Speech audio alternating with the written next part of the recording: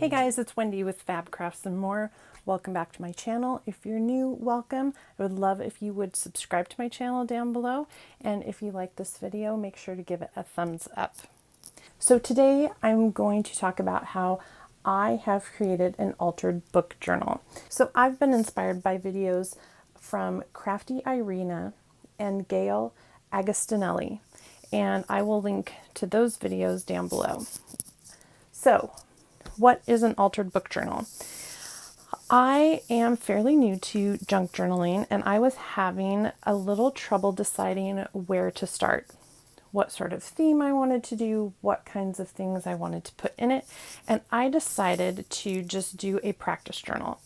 And the easiest way that I thought would be to do it would be to do what is called an altered book journal, where you take a book, new or older, that is already put together, and you remove pages in a way that creates pockets and pages and also room to put your embellishments and whatever you want to add into your journal. So this was a book.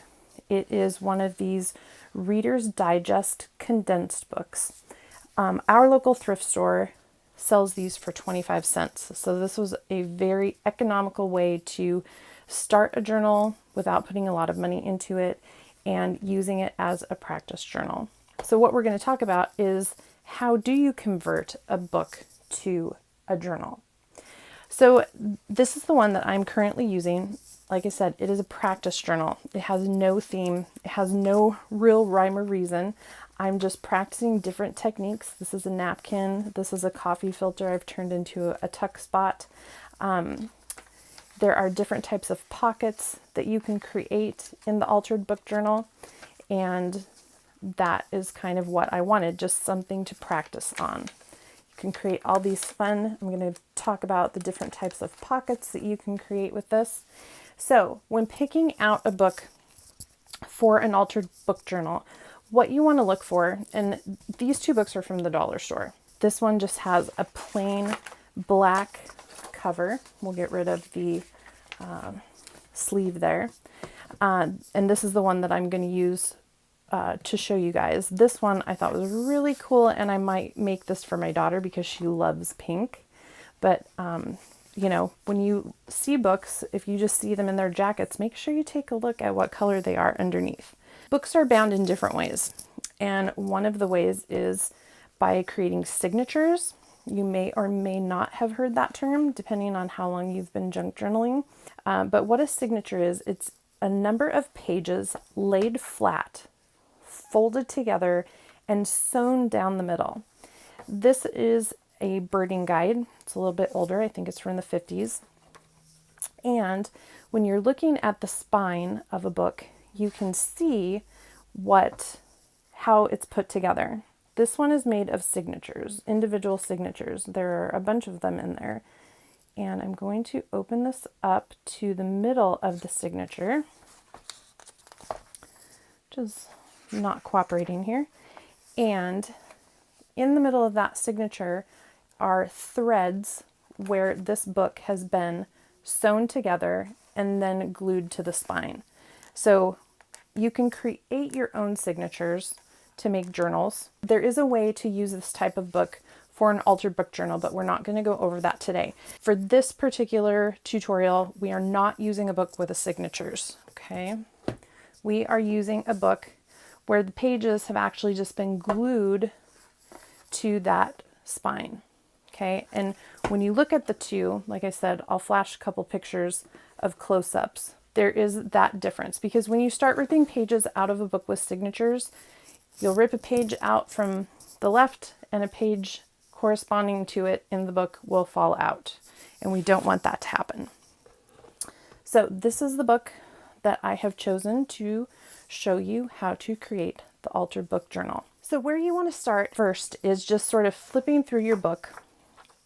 Some books will have pictures, some books will have, you know, cool spots. I'll bring this one over. There were some pages in this one that I started that I wanted to keep. So I knew I wanted to keep this picture. And let's see, I think maybe more toward the front. I wanted to keep this front page. So those are pages that I didn't want to rip out. So usually what I do is I take a book and I just sort of flip through and kind of decide if there's any pictures or any, words. Maybe I really want to have 10 as part of an element on a page. The next thing you want to look at is how many pages are in the book. And this book is in really good condition too. So if you're using an older book, you want to make sure that where the pages are glued to the spine, they're stuck in there really well. I'll show you this book that I decided to use. You can see it's starting to crack a little bit here along the spine. In some spots, I don't know if you can see that the pages are also, the glue is starting to get old and it's kind of brittle, so it's starting to come out along here. Like I said, this is a practice journal for me, so I'm not super worried about it, but it is something you want to take into consideration because you don't want your pages pulling apart from here. So this being a new book, we're in pretty good condition. That's not going to be happening. Okay, so let's get back to this. So we've kind of glanced through looking at, maybe this picture in the front here is something that you would want to keep. And then you want to take a peek at how many pages there are. So let's look for the page number. And this page has at least 253 numbered pages. And then we've also got some extras. So we're going to be removing pages from the book. From what I've seen, sort of the average is 4 to 10 pages per section that you want to remove. So what we'll be doing is I want to keep this front page. And then I've seen in some of the other tutorials that on a book like this, you have this, first page that's glued to the cover and sort of, the starting of the book inside. And usually this first page is stuck to that page more so than the other pages are. Then you want to just glue these two pages together so that it creates one page, unless, this is something really special and you want to keep that. The other thing is then, just to reinforce it, you might consider gluing those first 3 pages together. So it does take a little bit of decision making as to what pages you might want to keep, what pages you don't care about, and maybe you don't care about any of the pages. You just really want pages to be able to add your embellishments and, papers and ephemera too. So what I'm going to do is I'm going to go ahead. This doesn't really mean anything to me. We've decided that we want to keep these 2 pages. So these 2 pages are sort of out of the running as far as pages that we want to remove. Okay, I'm going to go back to my sample. And what I'm talking about here is, let me open up to a page that I haven't glued yet. So here is 2 pages that I've glued together. I have actually removed about 8 pages in between these 2 pages before I glued them together. Okay, this is what creates spaces for your pockets, and it takes away bulk in the book so that you have room to add the embellishments that you want to add. Okay, so what happens is you have a page, you have the pages you remove. So this is a front page, and we're going to call that the front page. And then you have a back page. Okay, and then you can see here, no pages have been removed, and we start that over again here. Okay, so we want to take into consideration, if we remove, say, 8 pages here, then how many pages is that going to give us glued together? This book had a lot of pages. It had over 500 pages, so I ended up taking out 8 pages. This book has significantly less. It's a larger book than that one, but it's got like half the pages. So I'm just going to decide that I want to remove 6 pages between each one. So we're going to keep this page and glue those together. Okay. And then So this is its own page right here. So now we need a front and a back page where we're going to remove pages from in between them. So this is going to be our front page, which might be kind of cool. Like, I'm sort of liking some of these images, and I can either choose to keep part of these letters or cover them up with other paper. So by covering them up with other paper, when you decorate them, this is paper that I've added and glued in there. And these are things that, you know, when you're making a journal, you're going to add embellishments and papers and such. So I'm cool with having this as the front of my first page, or like this will be the first page. But so I'm going to keep this page. I've decided that. And now I'm going to remove 6 pages. Now, as I'm doing this, even though we've kind of already looked through here and there's not really any pages that I need to keep at this point, I just sort of flip through and count those pages. So 1, 2, 3, 4, 5, 6. I'm going to be removing these pages. Okay, and I'm just going to tuck them here just to show you. And then what we will be doing is taking this page and gluing it together. Okay, and so this is what we're going to have. This will be the front of the page. This will be the back of the page.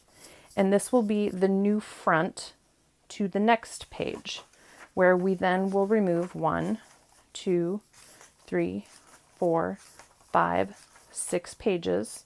Okay, those will be taken out, and these 2 pages will get glued together.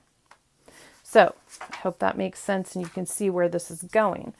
So this book started out full of pages, you know, as thick as this spine. And then we removed pages and you can see all the gaps. Well, we're going to fill those gaps with all our papers, embellishments, and ephemera. So let us start to take this book apart, which is always just a little bit hard for me to do. But we don't have to be really careful about how we remove these pages. You could, if you want to, take an X-Acto knife and, you know, start cutting these out. But we do want to leave a bit of the page where we are tearing them out. Only because if we tear in too close or try to remove the whole page from where it's glued in, that's going to create a weak spot. So it actually keeps the book a little bit stronger to have a little bit of that paper. And because we're going to be gluing those 2 pages together, you're not going to see it. It's going to hide it and you will never see that part. So this book is from the Dollar Tree and these pages are pretty easy to rip out. So we're keeping this page and now I'm just going to rip. Now, one of the things as we started looking through this is that this page right here is blank, and maybe that's what you want to be your first page. So at the beginning I said we're going to glue these first 2 pages together. If you really wanted to, you could glue these first 3 pages together and then start with a blank page if you wanted to. So those are some of those decisions that I talked about that you might want to make. But so I'm going to keep this page and now I'm going to rip out 6 pages. I'm just going to grab the page and I'm just going to start ripping. So we've got 1, 2, 3, 4, 5, and 6. Sometimes you got to get in there and give it a little help. Okay, so we've done it. We've ripped out 6 pages. I know it's scary, but it's okay. We did it.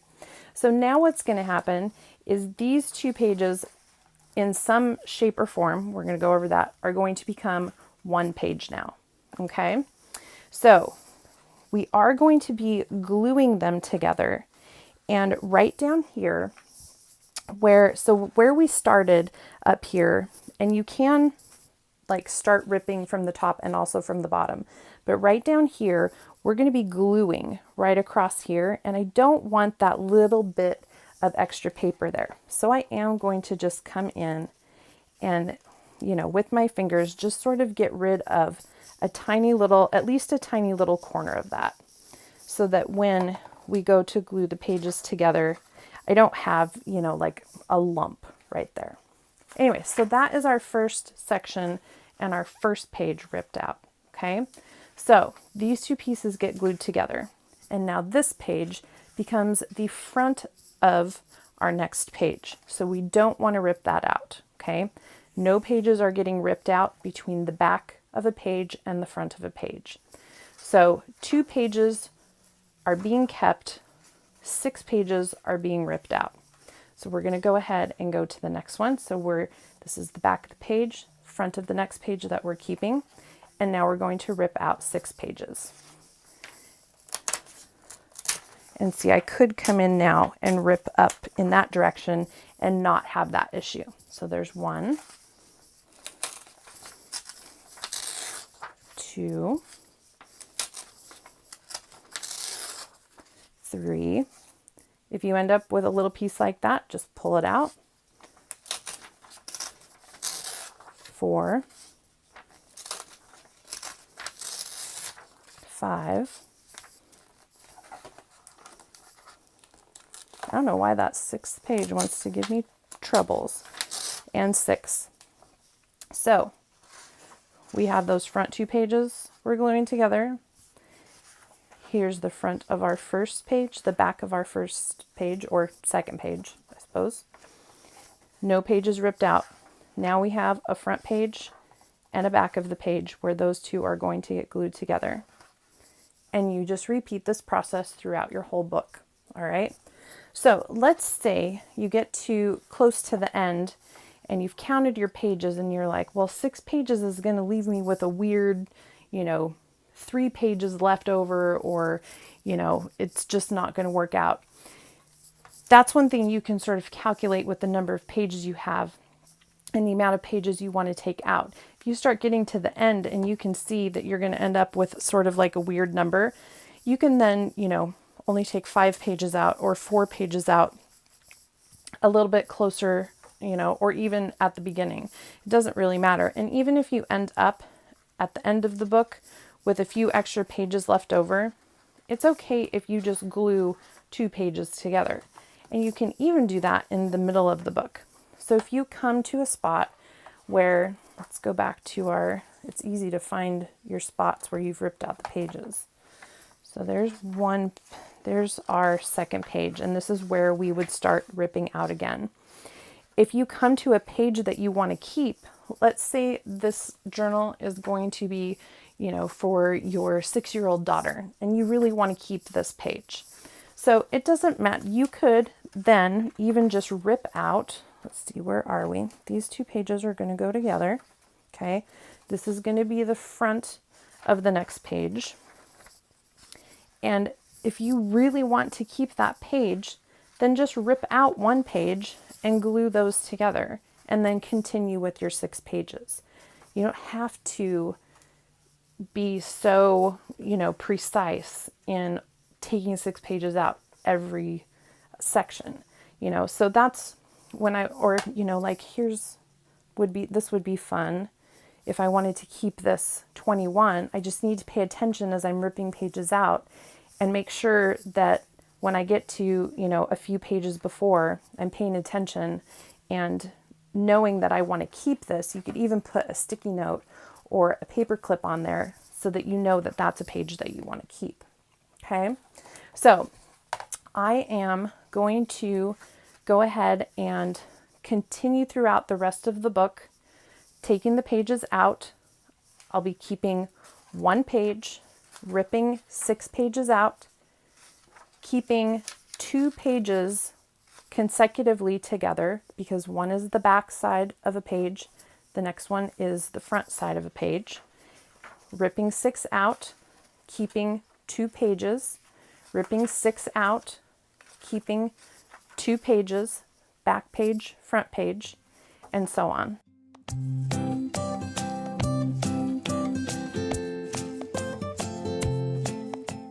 The other thing you can do, I've ripped 6 pages out here. These are the 2 that are going to get glued together. Let's say you, this is your page you're going to keep. You got 1, 2, 3, 4, 5, 6. but you just want to keep one that's up here. So it's okay to also rip out more than 6. So you can adjust how many pages you are ripping out if there's something in the book that is special and that you want to keep.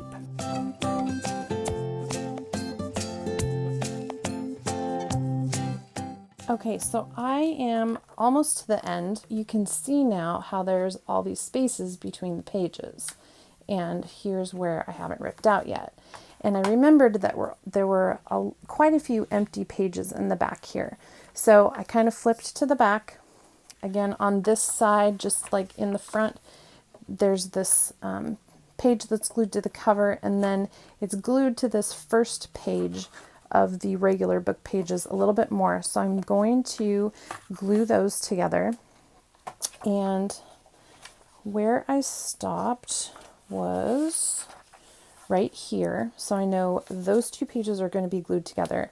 This is going to be the front of a next page. This is going to be the back, or sometimes if you do want to reinforce it a little bit extra, I could choose to glue these 3 pages together in the back. So I'm going to keep those 2, and I'm going to keep that one and that one. 1, 2, 3. Okay, so now I'm just going to sort of see 1, 2, 3, 4, 5, 6. Okay, and then there's the back of that page, the front, and then 1, 2, 3, 4, 5, 6. So I'm kind of left with a couple extras here. It's okay, I'm all right now then with, at this end, only ripping out a few pages, or I may go ahead now and just rip out 5 and sort of, figure it out. Either glue 2 pages together or take more or less out.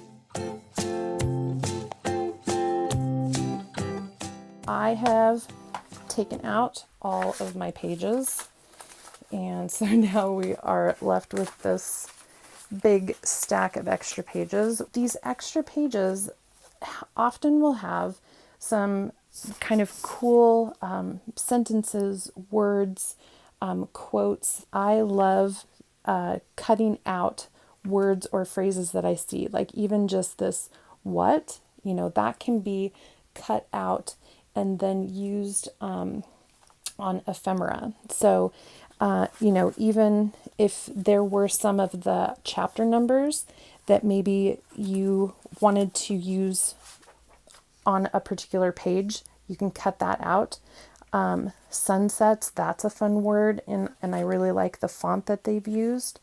There's all sorts of stuff. We save book pages to make tags and pockets and all sorts of other fun things. So you end up with a big stack of pages to use for other parts in the same journal or other future journals. Future journals is kind of hard to say.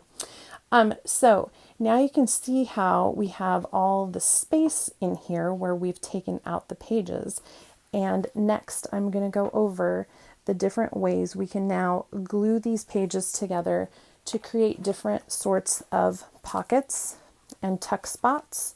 So here on my sample journal, there is a pocket where 2 pages got glued together, both at the top and the side. Now, I think the reason why this actually happened was because I had made a mistake in counting the pages, and I ended up with 3 pages next to each other, and so I made this double pocket.